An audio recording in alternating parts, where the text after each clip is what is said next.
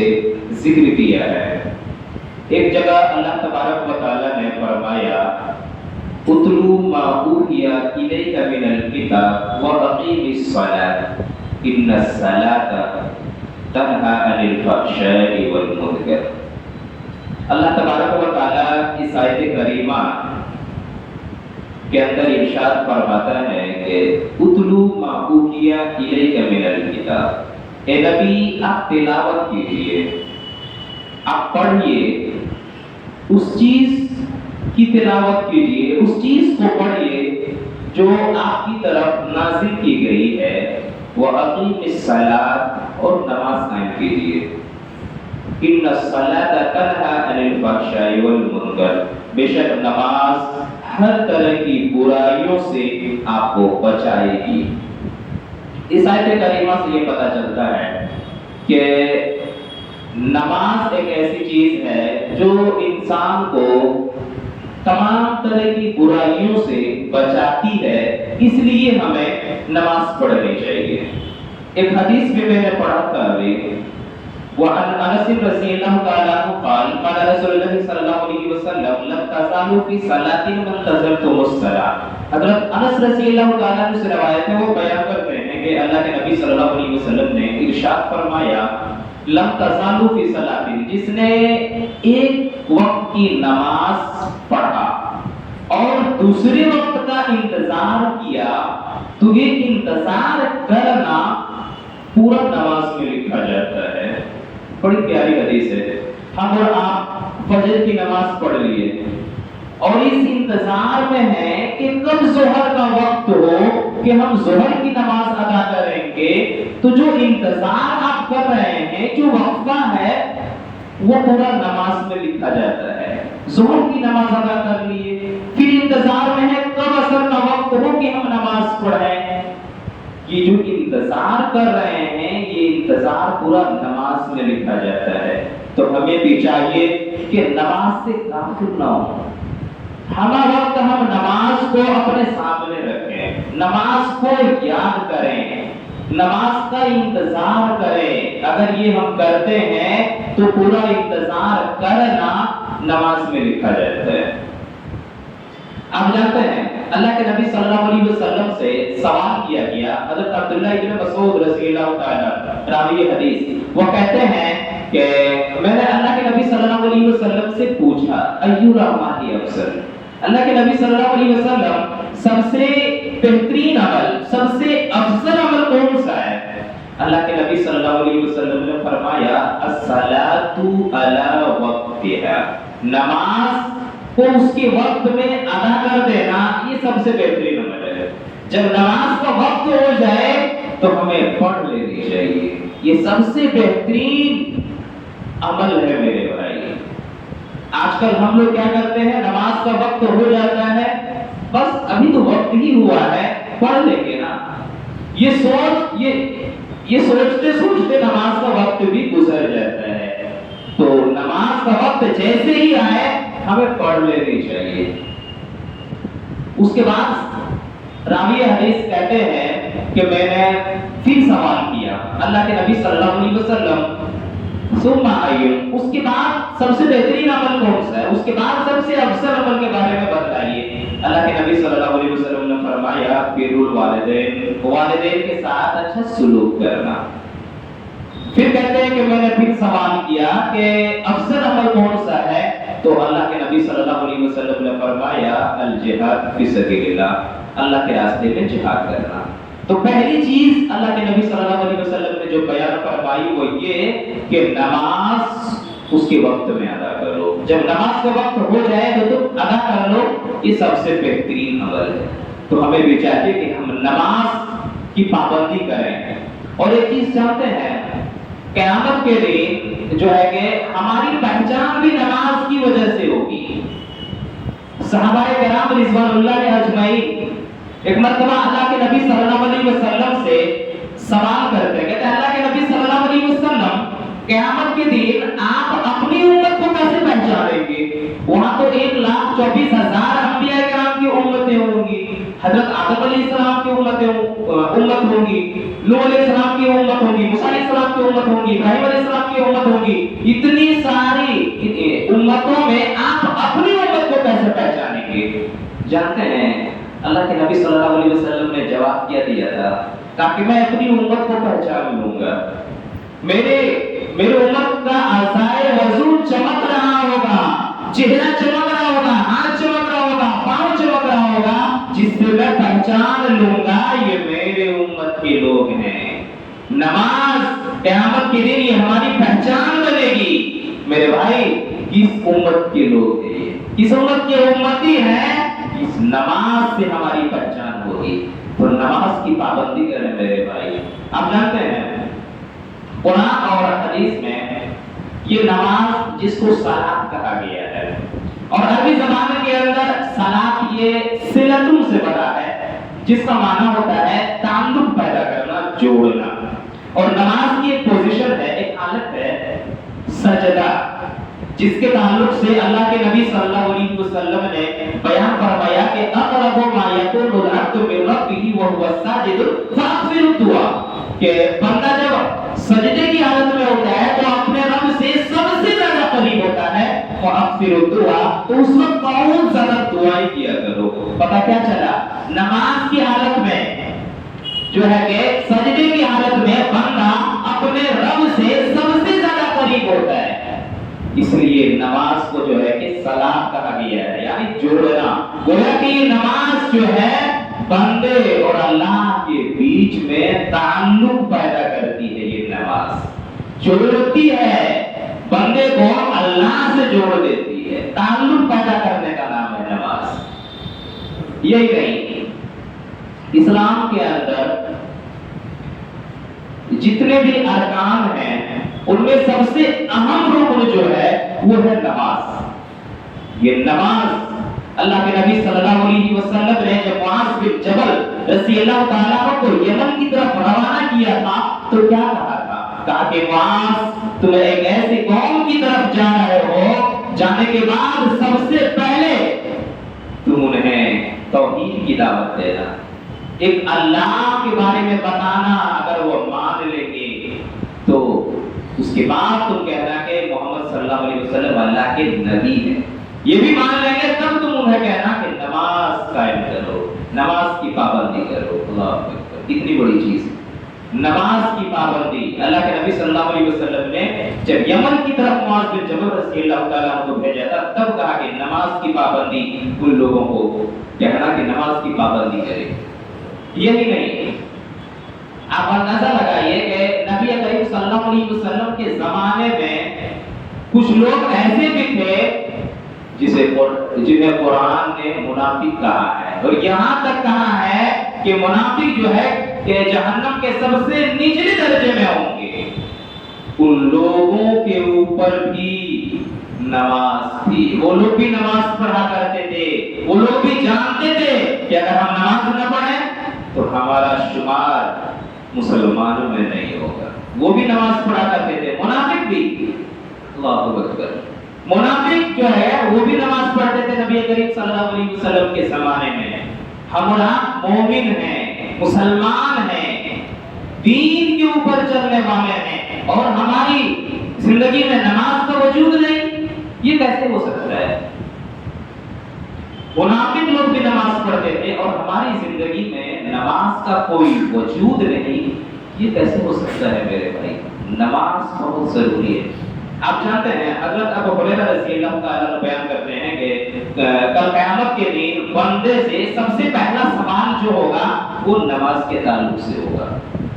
बंदे के अमाल के बारे में पूछा जाएगा, उन अमाल में सबसे पहला जो सवाल होगा वो नमाज के ताल्लुक से होगा। नमाज पढ़ता था कि नहीं पढ़ता था दुनिया के अंदर, पहला सवाल होगा। इसी सवाल में अगर हम लड़खड़ा गए तो नाकाम होते चले जाएंगे मेरे भाई। तो नमाज की पाबंदी करें, किसी भी सूरत में नमाज माफ नहीं है। मैं भी ये बयान कर रहा था कि इस्लाम के अंदर जो 5 अरकान हैं, 4 किसी न किसी सूरत में माफ है। ज़कात, पैसा नहीं है, मालो दौलत नहीं है, आपके ऊपर ज़कात नहीं है। रोजा, आप बीमार हैं, सेहत नहीं है, بیمار ہیں تو روزہ بھی آپ کے اوپر معاف ہے، حج مال و دولت نہیں ہے حج بھی آپ کے اوپر معاف ہے، لیکن نماز کسی صورت میں معاف نہیں۔ نماز اگر آپ بیمار ہیں تبھی نماز پڑھنی ہے، اگر آپ کھڑے ہو کے نماز نہیں پڑھ سکتے ہیں تو بیٹھ کے نماز پڑھیے، بیٹھ کے نہیں پڑھ سکتے ہیں تو لیٹ کے اشارے سے نماز پڑھیے، لیکن نماز پڑھنا ہے، نماز کسی بھی حالت میں معاف نہیں ہے۔ یہاں سے پتہ چلتا ہے میرے بھائی اسلام کے اندر جتنے بھی فرائض ہیں وہ کسی نہ کسی صورت میں معاف ہے، لیکن نماز کسی صورت میں معاف نہیں ہے۔ یہاں سے اندازہ لگایا جا سکتا ہے کہ اس کی کتنی بڑی اہمیت ہے، یہ کتنی بڑی اہمیت ہے میرے بھائی، نماز کی کتنی بڑی اہمیت ہے کہ نماز کسی حالت میں معاف ہے ہی نہیں، چاہے ہم جیسے بھی ہوں، جس حالت میں ہوں، نماز ہمیں پڑھنا ہے، نماز کی پابندی ہمیں کرنی ہے۔ یہی نہیں، اللہ تبارک و تعالیٰ نے 18ویں پارے میں سورہ مومنون کے اندر کامیاب لوگوں کی صفات کو بیان کیا ہے کہ کامیاب کون لوگ ہیں۔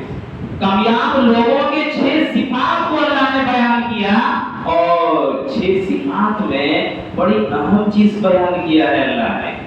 جانتے ہیں پہلی صفات اللہ تبارک و تعالیٰ نے سورہ مومنون کے اندر جو کامیاب لوگوں کے تعلق سے بیان کیا ہے وہ کیا ہے؟ الذین هم فی صلاتهم خاشعون۔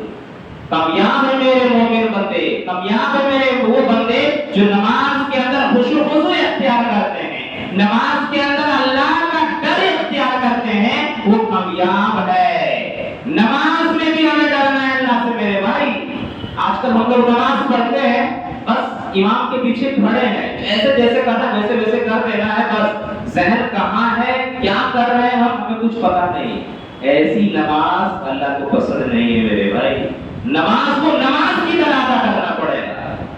اللہ تبارک و تعالیٰ خود قرآن میں بھی کہتا ہے وَيْلٌ لِّلْمُصَلِّينَ، ویل ہے، ہلاکت ہے ایسی نمازیوں کے لیے جو نماز کو نماز کی طرح نہیں پڑھتے ہیں، بس ایک فارمیلٹی ادا کرتے ہیں۔ ویل ہے، ہلاکت ہے، تباہی ہے، بربادی ہے ایسی نمازیوں کے لیے۔ تو میں یہ بیان کر رہا تھا کہ اللہ تبارک و تعالیٰ نے سورہ مومنون کے اندر جو کامیاب لوگوں کی صفات کو بیان کیا ہے، تو پہلی صفت کیا کہ میرے مومن بندے کامیاب ہیں جو نماز کے اندر خشوع و خضوع اختیار کرتے ہیں، اللہ کا ڈر اختیار کرتے ہیں۔ کیسا ڈر اختیار کرتے ہیں جانتے ہیں؟ ایک صحابی جو ہے کہ اپنے کھجور کے باغ میں اور کھجور کے پکنے کا وقت ہو گیا ہے، بار بار وہ کھجور کو دیکھ رہے ہیں، کھجور کے پیڑوں کی طرف دیکھ رہے ہیں، پکنے کا وقت ہو گیا ہے، اتنے میں یہ سوچ میں لگے ہوئے ہیں کہ کہاں بیچنا ہے، کیا کرنا ہے، یہ سوچ وہ جو ہے کہ اپنے دماغ کے اندر چلا رہے ہیں۔ اتنے میں عصر کی آسان ہو جاتی ہے، عصر کی نماز پڑھنے کے لیے وہ مسجد میں جاتے ہیں، اور نماز جب پڑھتے ہیں تو اسے پتہ نہیں چلتا ہے کہ کتنی رکعت میں نے نماز ادا کی ہے۔ یعنی نماز کی حالت میں اسے کھجور یاد آ رہا تھا، کھجور کا باغ یاد آ رہا تھا، کھجور یاد آ رہا تھا۔ اللہ کی قسم وہ صحابی رسول نماز سے فارغ ہوتے ہیں، حضرت عثمان غنی رضی اللہ تعالیٰ عنہ کے پاس جاتے ہیں اور کہتے ہیں عثمان غنی رضی اللہ تعالیٰ عنہ آج آپ گواہ رہنا، اس باغ کی وجہ سے، اس کھجور کے باغ کی وجہ سے آج میں اللہ کے ذکر سے غافل ہو گیا ہوں، آج مجھے اس کھجور کے باغ نے اللہ کے ذکر سے غافل کر دیا، آج میں نماز کو بار بار بھول رہا تھا، اللہ کی قسم آپ گواہ رہنا آج میں اس کھجور کے باغ کو اللہ کی راہ میں دے رہا ہوں۔ اللہ اکبر۔ جو چیز مجھے اللہ سے غافل کر دے، جو چیز مجھے نماز سے غافل کر دے، جو چیز مجھے اللہ کے ذکر سے غافل کر دے، اس چیز کو میں اپنے پاس رکھوں یہ ہو ہی نہیں سکتا ہے۔ اللہ اکبر۔ یہ ڈر تھا میرے بھائی۔ آج ہم لوگ نماز میں ہوتے ہوئے دکان کا حساب کرتے رہتے ہیں، مکان کا حساب کرتے رہتے ہیں، یہ میرے بھائی یہ نہیں ہونا چاہیے، اسے خشوع و خضوع نہیں کہا جاتا ہے۔ تو خشوع و خضوع جو اختیار کرتے ہیں۔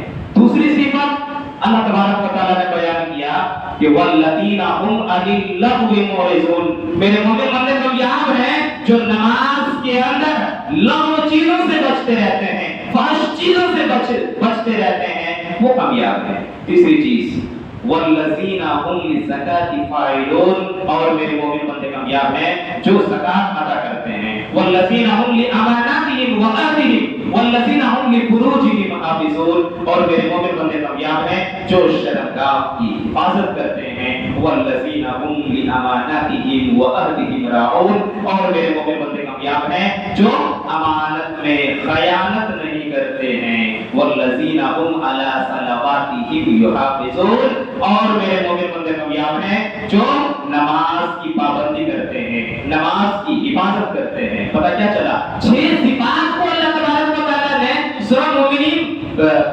مومنون کے اندر بیان کیا، کامیاب لوگوں کی 6 صفات کو، اور نماز سے شروع کیا۔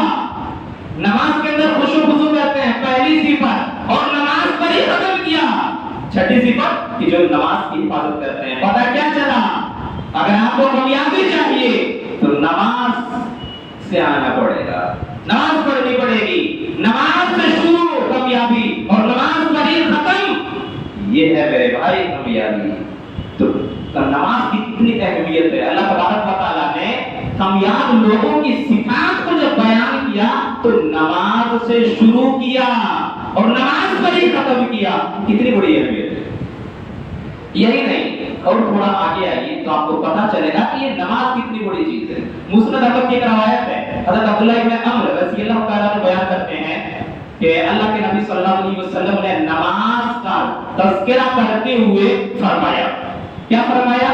کہ من حافظ علیہا صابت لہ نورا و برہانا و نجاۃ یوم القیامہ، کہ جو شخص نماز کی حفاظت کرے گا کل قیامت کے دن وہ نماز نور بن کے آئے گی، قیامت کے دن اندھیرا ہی اندھیرا ہوگا، وہاں پہ نماز نور بن کے آئے گی، وہ برہانن، یہ نماز دلیل بن کر آئے گی، کہے گی اللہ یہ دنیا کے اندر نماز کی پابندی کیا کرتا تھا، اللہ دنیا کے اندر نماز پڑھا کرتا تھا، یہ نماز دلیل بن کے آئے گی، وہ نجاتن، یہ نماز نجات کا سبب بنے گی قیامت کے دن۔ اور وَمَن لَّمْ يُحَافِظْ عَلَيْهَا، جو شخص نماز کی حفاظت نہیں کرتا ہے، وَكَانَ مَعَ قَارُونَ وَحَمَانَ وَفِرْعَوْنَ وَأُبَيَّ بْنُ خَلْفَ، جو نماز کی حفاظت نہیں کرتا ہے، جو نماز کی پابندی نہیں کرتا ہے، کل قیامت کے دن اللہ تبارک و تعالیٰ ان کا حساب قارون کے ساتھ کرے گا، حمان کے ساتھ کرے گا، فرعون کے ساتھ کرے گا، ابی بن خلف کے ساتھ کرے گا، جو نماز کی حفاظت نہیں کرتا ہے۔ بہت بڑی چیز ہے کہ بے نمازیوں کا حساب اللہ تبارک و تعالیٰ آخر قارون کے ساتھ کیوں کرے گا، فرعون کے ساتھ کیوں کرے گا، ابی بن خلف کے ساتھ کیوں کرے گا؟ بڑا سوال ہے، کیوں کرے گا ان کے ساتھ حساب، کیوں ان کے ساتھ اٹھایا جائے گا بے نمازیوں کو؟ جواب یہ ہے، آدمی نماز کیوں چھوڑتا ہے؟ کچھ وجوہات کے بنا پہ، یا تو آدمی نماز پیسے کی وجہ سے چھوڑتا ہے، پیسے کو لے کر چھوڑتا ہے، مال کی وجہ سے چھوڑتا ہے۔ اگر پیسے کی وجہ سے چھوڑا، مال کی وجہ سے چھوڑا، تو قارون بہت بڑا جو ہے کہ پیسے والا تھا، قارون کا خزانہ کون نہیں جانتا ہے۔ پیسے کی وجہ سے نماز کو اگر آپ نے چھوڑا، کل قیامت کے دن آپ کو قارون کے ساتھ اٹھایا جائے گا۔ نماز یا تو آدمی نیتا گیری کی وجہ سے بھی چھوڑ دیتا ہے، بادشاہت کی وجہ سے، بادشاہت کے لیے نماز چھوڑ دیتا ہے۔ تو فرعون جانتے ہیں کتنا بڑا ظالم بادشاہ تھا، جو نیتا گیری کی وجہ سے نماز کو چھوڑ دے، وہ فرعون کے ساتھ اٹھنے کے لیے تیار ہو جائیں گے۔ یا تو آدمی نماز تجارت کی وجہ سے بھی چھوڑتا ہے، بزنس، دکان کرتے رہتا ہے، نماز کو چھوڑ دیتا ہے۔ نماز کے لیے جائیں گے، دکان کا شٹر کیسے بند کر سکتے ہیں؟ نماز کے لیے جائیں گے، کسٹمر لوٹ کے چلے جائیں گے، یہ اچھا نہیں ہوگا، لوگ کیا سوچیں گے؟ نہیں چھوڑ سکتے ہیں۔ تجارت کے لیے نماز کو چھوڑ دیا، ابی بن خلف مکہ کا بہت بڑا تاجر تھا، اس کے ساتھ اللہ تبارک و تعالیٰ قیامت کے دن اٹھائے گا جو نماز کو تجارت کی وجہ سے چھوڑ دے۔ تو کتنی بڑی چیز ہے میرے بھائی، نماز کو اگر آپ تجارت کی وجہ سے چھوڑتے ہیں، تیار رہے کر قیامت کے دن ابی بن خلف کے ساتھ اٹھنے کے لیے، تیار ہونے کے لیے، ان کے ساتھ حساب دینے کے لیے۔ تو نماز کی پابندی کریں میرے بھائی، نماز کی حفاظت کریں، یہ بہت بڑی چیز ہے۔ کسی بھی صورت میں نماز معاف نہیں ہے۔ آپ جانتے ہیں اللہ کے نبی صلی اللہ علیہ وسلم کا آخری وقت تھا اور زبان سے جو کلمات جاری ہو رہے تھے وہ کیا تھے؟ حضرت ام حبیبہ رضی اللہ تعالیٰ عنہ بیان کرتی ہیں کہ اللہ کے نبی صلی اللہ علیہ وسلم کا آخری وقت تھا، میں اللہ کے نبی صلی اللہ علیہ وسلم کے سامنے کھڑی تھی، اللہ کے نبی صلی اللہ علیہ وسلم کے لب بھی رہے تھے، لب کو چومتے رہے تھے، لیکن کچھ سمجھ میں نہیں آ رہا تھا کہ اللہ کے نبی صلی اللہ علیہ وسلم بولنا کیا چاہ رہے ہیں۔ میں نے کان لگا کر سننے کی کوشش کیا، اللہ کے نبی صلی اللہ علیہ وسلم کی زبان سے جو الفاظ نکل رہے تھے وہ یہی تھے، الصلاۃ الصلاۃ امام لکم، الصلاۃ الصلاۃ وما ملکت ایمانکم، اے لوگوں نماز کی پابندی کرو، نماز کی پابندی کرو۔ یہ الفاظ آخری وقت میں نبی کریم صلی اللہ علیہ وسلم کی زبان سے نکل رہے تھے میرے بھائی، آخری وقت میں اللہ کے نبی صلی اللہ علیہ وسلم یہ کہہ رہے تھے کہ نماز کی پابندی کرو، نماز کی پابندی کرو۔ یہ کسی حالت میں معاف نہیں، کسی بھی حالت میں یہ معاف نہیں ہے، نماز کی پابندی کرو۔ یہ آخری وقت میں، یہی نہیں، اب عائشہ رضی اللہ تعالیٰ عنہا رات میں تہجد کی نماز پڑھ رہی ہے اور تہجد کی نماز میں سورۃ طور کی تلاوت کر رہی ہے، اور تلاوت کرتے کرتے جب اس آیت کریمہ کے اوپر وہ پہنچ جاتی ہے کہ جب جنت میں چلے جائیں گے تو وہ کہیں گے اللہ تم نے بہت بڑا احسان کیا، ہمیں جہنم کے عذاب سے بچا لیا۔ اس آیت کریمہ کے اوپر جب وہ پہنچتی ہے رونے لگتی ہے، دہاڑے مار مار کے رونے لگتی ہے، اور رات جو ہے کہ رات بھر پوری تہجد کی نماز میں اسی سورے کی تلاوت کرتی رہتی ہے، اسی آیت کو بار بار پڑھتی رہتی ہے اور روتی رہتی ہے کہ اللہ تو نے بڑا میرے اوپر احسان کیا کہ جہنم کے عذاب سے بچا لیا۔ بار بار اس آیت کو پڑھ رہے تھے میرے بھائی، یہ ڈر تھا جہنم سے، اتنا ڈرتی تھی اس وقت کی عورتیں۔ تو ہمیں بھی چاہیے کہ یہ ڈر جو ہے کہ ہم اپنے اندر پیدا کریں، اس ڈر کو پیدا کریں میرے بھائی۔ آپ جانتے ہیں جو قیامت ابھی جو نماز نہیں پڑھتے ہیں، نماز کی پابندی نہیں کرتے ہیں، ان کا حشر کیا ہوگا؟ ابھی ہم بتائیں گے کہ ان کا ٹھکانہ جہنم میں کہاں ہوگا۔ آپ جانتے ہیں کہ جہنم کے اندر کئی درجات ہیں، کئی طرح کے جہنمی ہوں گے، جنتی بھی کئی طرح کے ہوں گے، اونچے درجے والے، نچلے درجے والے، تو جہنمی بھی ویسے ہی ہیں۔ ابھی ہم بتائیں گے کہ بے نمازی کہاں پہ رہیں گے اس حدیث کے بعد۔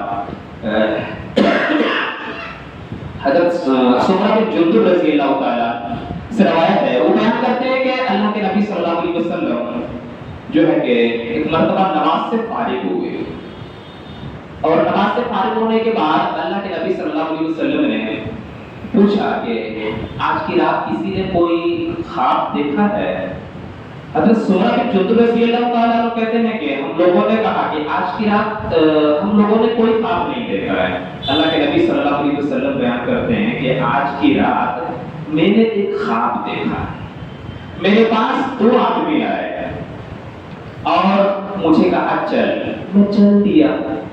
ایک جگہ پہ جب میں پہنچا ایک آدمی کو دیکھا الٹا لٹکا ہوا تھا، گدی کے بل لٹکا ہوا تھا، اور اس کے سامنے ایک آدمی پتھر لے کے کھڑا تھا، بار بار اس کے سر پہ وار کر رہا تھا، مار رہا تھا، اس کے سر کو کچلا جا رہا تھا، اور جب وہ سر پھر ٹھیک ہو جاتا تھا پھر کچل دیا جاتا تھا۔ میں نے اس منظر کو دیکھا، بے قرار ہو گیا۔ میں نے پوچھا یہ کون سے لوگ ہیں جن کو اتنی دردناک سزا دی جا رہی ہے؟ مجھے بتایا گیا یہ وہ لوگ ہیں جو دنیا کے اندر فرض نمازوں میں سویا کرتا تھا، نماز ہو رہی ہے گھر میں سوئے رہتا تھا، آج ان کے ساتھ یہ حشر ہو رہا ہے کہ ان کو الٹا لٹکا دیا گیا ہے، اور سامنے ایک آدمی کو پتھر دے دیا گیا ہے، ان کے سر کو کچلا جا رہا ہے، برابر یہ عمل اس کے ساتھ ہو رہا ہے۔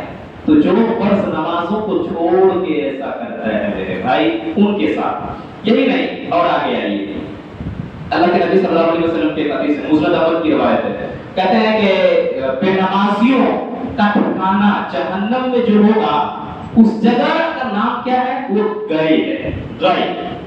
یہ گئی ایسی جگہ ہے جہاں پہ بے نمازیوں کا استقبال کیا جائے گا۔ کیسے؟ جہنمی جب جہنم میں چلیں گے، چلنے کے بعد جو پیپ بہے گی، جو خون بہے گا، اور جس راستے سے ہو کے وہ چیز وہ پیپ جائے گی، جس جگہ پہ جمع ہوگی اس جگہ کو گئی کہا جاتا ہے۔ جہنمیوں کو جلایا جاتا ہے، اور जलाने की वजह से जो पीप बहेगा, बहकर जिस जगह पे जमा होगा उस जगह को गए कहा जाता है, वहां पे बेनमाजियों को रखा जाएगा। ये बहुत बड़ी बात है मेरे भाई। कौन कौन चाहता है कि हम गए ऐसी जगह में रहें, जहन्नमियों की पीप जहां पे बह कर आ रही हो उस जगह पे हम रहें? कौन ऐसा चाहता है? दुनिया के अंदर कोई नहीं चाहता होगा। तो फिर भी मैं अभी ये कहता हूं कि नमाज की पाबंदी करें। अल्लाह ने हमें जो औकात दिए हैं, जो वक्त दिया है, इस वक्त की हम कदर करें और नमाज की पाबंदी करें। ये नमाज बहुत बड़ी चीज है। आप जानते हैं, अभी मैंने बताया कि हर चीज किसी ना किसी सूरत में माफ है, लेकिन नमाज किसी सूरत में माफ नहीं है। इसलिए नमाज की पाबंदी करें। नमाज एक ऐसी चीज है जो एक वक्त अगर आप पढ़ेंगे तो 10 वक्त का सवाब मिलता है। नमाज